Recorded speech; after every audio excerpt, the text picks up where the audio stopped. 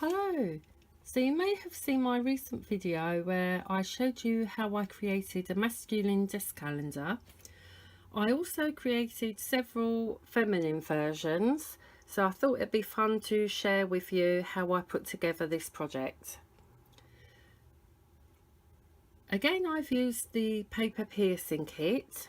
The paper piercing kit is DX only, and the pattern I've used comes from this additional activation card for the paper piercing kit. As I said in my previous video, it contains an extra 30 additional designs. They're all stunning, and I will add a link in the description box below to both the paper piercing kit and the activation card. So if we have a look at the project, I'll talk you through the various elements. We have an outer flap or envelope, and on the inside I've used silver holographic mirror cardstock for a large outer mat, some red cardstock for a medium mat. Again, I've used a paper pierced border. I've used a built-in border from the machine to create this silver holographic strip you see here. And for the calendar tab, I've used again a red mat and a smaller silver holographic inner mat for the tab to sit on. So that's all the elements. The cardstock I'm using here, it's 300 GSM. It's in a pearlescent finish, and this comes from Maker's Superstore, who very kindly sent me some cardstock to test for them. And as you can see, I think the project looks absolutely stunning, and I'm really pleased with how it turned out, and the cardstock cut and pierced like a dream. So there's two different sides you can use for your paper piercing designs. You can either use it right side up. So if I just flip this round, this is right side up, and you can see where the needle has pierced into the cardstock, and I think that is absolutely beautiful. But on the reverse, and I've used the reverse as the front for this project, I wish you could feel this. It gives the most beautiful raised texture, and you can see some of the texture on screen hopefully. So you can either use it right side up or on the reverse, as I say. Okay, so we're going to go to the machine, and I'm going to show you how I put all the elements for this project together. I've already sent across the paper pierced design I'm going to be using from Canvas Workspace into my machine and saved it in the machine's memory. So I'm going to go to Retrieve Data, Machine's Memory, and there's my design. So before I set that on the mat, I just want to talk about the design briefly. If you remember, the design I used in the masculine desk calendar just pierced into the cardstock, and I had to add an outer rectangle in order to cut it out. This time, this particular pattern, all the work is done for us. There's an outer cut line, so you'll see the scalloped edges, and this design has a large outer flap and a smaller flap at the bottom. So I'm just going to say okay and set that on the mat. Now here and here you'll see these dotted lines, and this is how the ScanNCut creates score lines, by cutting very small dotted lines into the cardstock. I personally really don't like this way of creating score lines, so what I did was, while I was in Canvas Workspace, I deleted those dotted lines that you can see, and I just saved my design and I added my score lines manually. So you've got a choice. You can either do that or leave it as is. Either will be fine. Okay, so now we need to start adding our mats and layers. So If you remember again from my previous video, I said that the patterns in the Brother kit and on the Brother activation card cannot be resized. So we're going to work with what we've got. So I need to know how wide this design is. So if I tap on it to select it, go to Edit, Object Edit and Resize, you can see it's 7 inches in width. And I want to create a map between the two score lines. So if we have a look, it's approximately 5 inches high. So I'm going to say OK and OK again. So now I need to add a rectangle for my mat. So I'm going to say OK, add, pattern, basic shapes, and I'm just going to choose a rectangle and set it onto the mat. So I'm going to drag it over the area. So what you would normally do, you would increase this in size until you get something you're happy with. But to save you hassle, I'm going to tell you the size I use. So we're going to go to Edit, Object Edit and Resize. Turn aspect ratio off, and I increase the height to 4.5 inches high.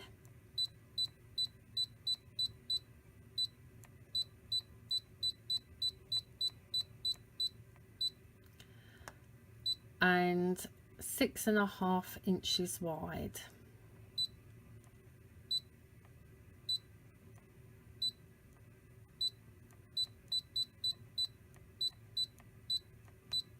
And say OK. And that's going to fit very nicely between my score lines, giving me a nice border all the way around. So what you're going to do is you're going to write down that measurement on a piece of paper. So just jot down 4.5 inches high by 6.50 inches wide, because we're going to create all the elements for our paper pierce design first and leave them on one mat, and then create another file for all our elements that don't need to be cut out on the paper piercing mat. Okay, so we're going to say OK. Now we need to create another mat. So we need to create a mat that has our paper pierced edge. So we're going to say Object Edit, Offset, and create an inwards offset of 0.20 inches and say OK. So if we just toggle through, this is now going to be our red layer. Okay, so we're not going to worry about this outer mat at the moment. We're just going to delete that off the screen for now. Okay, so we need to add a nice paper pierce border to this now. So we're going to go to Object Edit, Offset again, and I want to create an offset that's about 3mm from the edge, and that is 0.12 inches. So minus 0.12 inches. Remember, when you go into the negative numbers, it's an inwards offset. So I'm going to say OK. OK again, and I'm going to toggle through until I have the inner rectangle selected. I want to turn this inner rectangle into a paper piercing line. So to do that, I'm going to go to Object Edit, Pierce, turn the dot line on and say OK. OK again. So now I need to group these two rectangles together. So I'm going to go to Select Shapes, select part of the mat, and I'm just going to drag across, so the machine will no longer see our main element, just the small two rectangles. Say OK, OK, Object Edit and Group. Now I know if I rotate this rectangle, I'm going to be able to fit everything on one 12 by 12 piece of cardstock. So I'm going to rotate by 90 degrees and just move that across and say OK and OK again. OK, and you're going to save this to your machine. Includes the group pattern on the mat, that's fine. Includes the pattern converted to dot line, that's fine.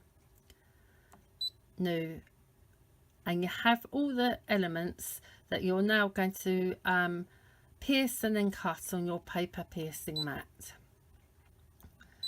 Okay, so if we go back to the home button, now we need to recreate the rest of the elements for our mats and layers. So to create our first mat and layer, we're going to go into pattern, basic shapes, and choose a rectangle. And you'll remember that we wrote down the size of our outer mat and layer down on the piece of paper. So we're going to turn aspect ratio off, and that measurement was 4.5 inches high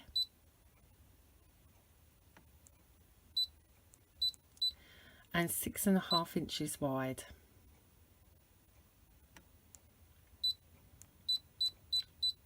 And we'll say set. And this is our outer mat and layer that we cut from the silver holographic cardstock.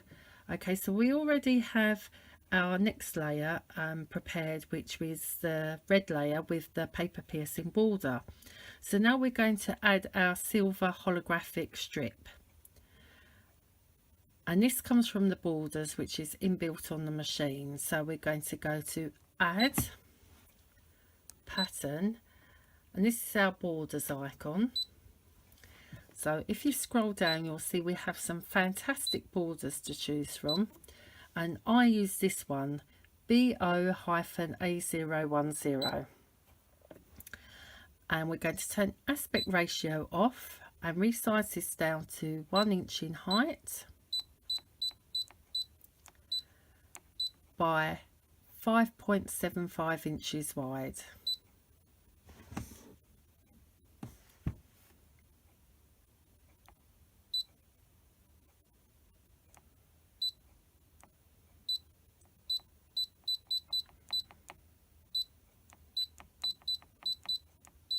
And say set.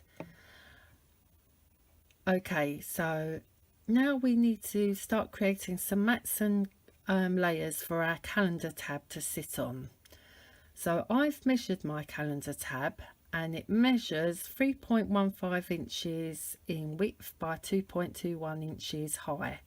So I'm going to add a rectangle of those measurements. Add,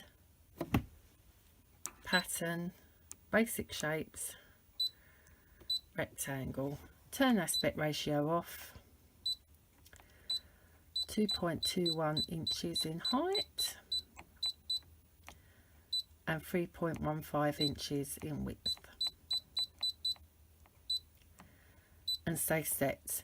Now this is the actual size of our calendar tab, and this isn't what we want. We want it to be slightly larger as a mat for our calendar to sit on. So we're going to create an offset. So to do that, we're going to make sure that rectangle is selected, go to edit, object edit, choose offset, and we're going to choose an outwards offset of 0.20 inches and say OK, and OK again. So we no longer need our inner rectangle, as that was just the size of our calendar tab, so we can delete that off. Okay, and now we have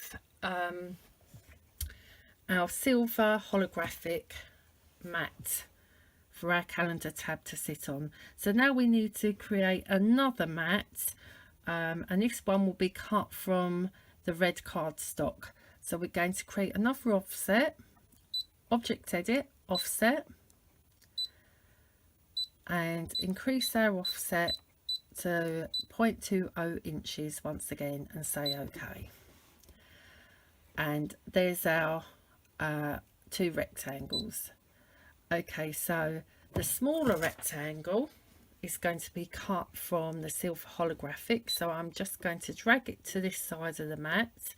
So I have everything that I'm going to cut from silver holographic cardstock here, and this is my rectangle for the red mat and layer, and I'm just going to drag that over to there. I'm going to say OK, OK, and I'm going to save that to the machine.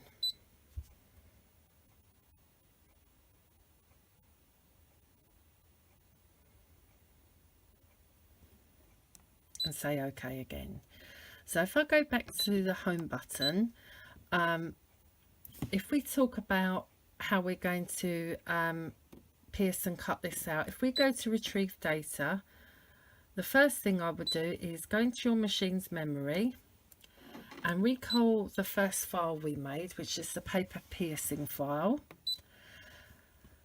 Put your red cardstock or whatever cardstock you're going to use for these elements on your paper piercing mat. Put your needle into the holder. You can either use the 0.8 needle or the 0.4 needle. For my project I used the 0.8mm needle, but you choose which one you want, and you're going to pierce your elements first.